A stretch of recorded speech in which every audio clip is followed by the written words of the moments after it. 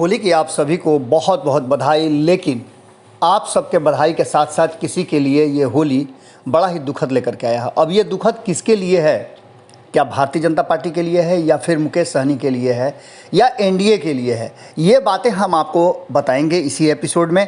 लेकिन सबसे बड़ी बात यह है कि बिहार में राजनीतिक रूप से कहा तो यही जाता है कि कई पर्व आते हैं जिसमें राजनीतिक कई तरह के योजनाएं बनती हैं, मिलन जुलन होता है और आगे की रणनीति बनती है। लेकिन जो वर्तमान बदली हुई परिस्थिति है, उस परिस्थिति में कहीं ना कहीं भारतीय जनता पार्टी और मुकेश सहनी के बीच जिस तरह की तल्खी हो गई है, उसने एनडीए में हलचल मचा के रख दिया है। हम लगातार इस बात को आपसे कहते आ रहे हैं कि भारतीय जनता पार्टी मुकेश सहनी को कोई भी गिरीभांसेस देने के लिए तैयार नहीं है।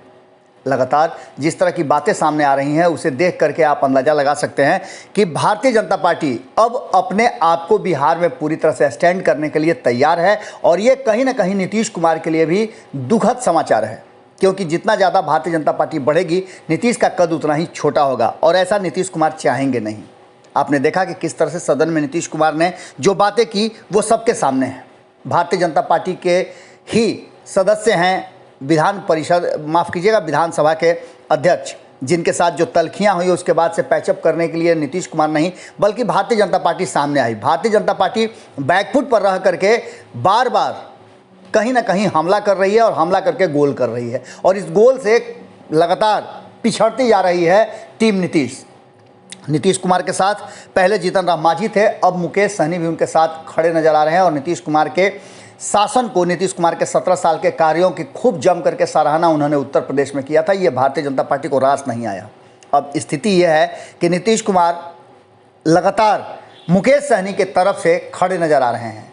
जैसा कि आप सभी जानते हैं कि बेबी कुमारी को बोचहा से उम्मीदवार बनाने की चर्चा ने कहीं ना कहीं बिहार के राजनीतिक हलके में उथल पुथल मचा दिया है। अब इस बात को लेकर के सीधा नज़र आ रहा है, और जो एंगल नज़र आ रहा है उसमें साफ लग रहा है कि मुकेश सहनी के बयान इस बात की तरफ इशारा कर रहे हैं। और ख़ास करके अगर देखा जाए तो देव ज्योति ने भी जो बयान दिए हैं, वो बयान कहीं ना कहीं एक बात की तरफ इशारा कर रहे हैं कि बिहार में बहुत कुछ बदल गया है। और इस बदले हुए परिस्थिति में एक बात तो साफ नज़र आ रही है कि अब ये मामला उल्टे दिशा में जा रहा है। एनडीए में शामिल वीआईपी को के राष्ट्रीय प्रवक्ता देव ज्योति ने कहा है कि यह सीट वीआईपी कोटे की है। उन्होंने कहा कि बोचहा सीट विधानसभा चुनाव में वीआईपी को मिली थी, जहां से मुसाफिर पासवान जी चुनाव जीते थे।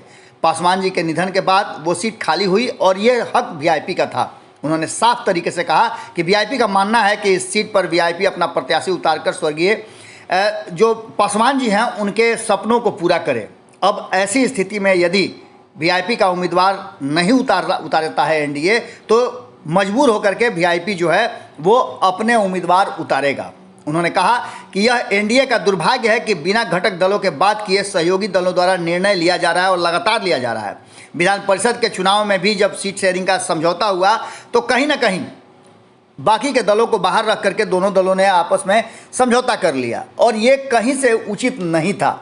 हमें सीट देना न देना बाद की बात थी, लेकिन हमसे बात तो जरूर करनी चाहिए थे। इस बात की चर्चा कहीं ना कहीं मांझी ने भी कर लिया है। हमने जब बात किया था तो आपको हमने बताया था कि किस तरह से दानिश रिजवान ने इन सारी बातों को रखा था। अब बदली हुई परिस्थिति में एक बात साफ नज़र आ रही है कि नीतीश कुमार भी जीतन राम मांझी और मुकेश सहनी के साथ खड़े नजर आ रहे हैं। ऐसी स्थिति में भारतीय जनता पार्टी के लिए काफ़ी मुश्किलें होती दिख रही हैं।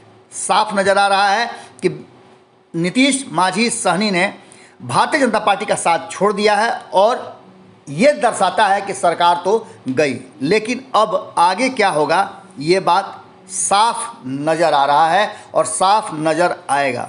आप सीधी तौर पे ये बात समझ सकते हैं कि बिहार में बदली हुई परिस्थिति में कई ऐसे राज जो हैं खुलेंगे, कई ऐसे परत दर परत जो बातें हो रही थी उसका खुलासा होगा, और कहीं ना कहीं संकट में नज़र आ रही है बिहार में सरकार। अगर ऐसा कुछ होता है तो 2013, 14, 15 की तरह आप देख लीजिएगा कि हो सकता है कि कहीं ना कहीं भारतीय जनता पार्टी से अलग होते ही महागठबंधन के कई घटक दल अगर बिना शर्त समर्थन नीतीश कुमार और जीतन राम मांझी, मुकेश सहनी को कर दें तो कोई अतिशयोक्ति नहीं होगी। ऐसी स्थिति में बिहार में खास करके देखा जाए तो एनडीए की सरकार का जाना लगभग तय माना जा रहा है।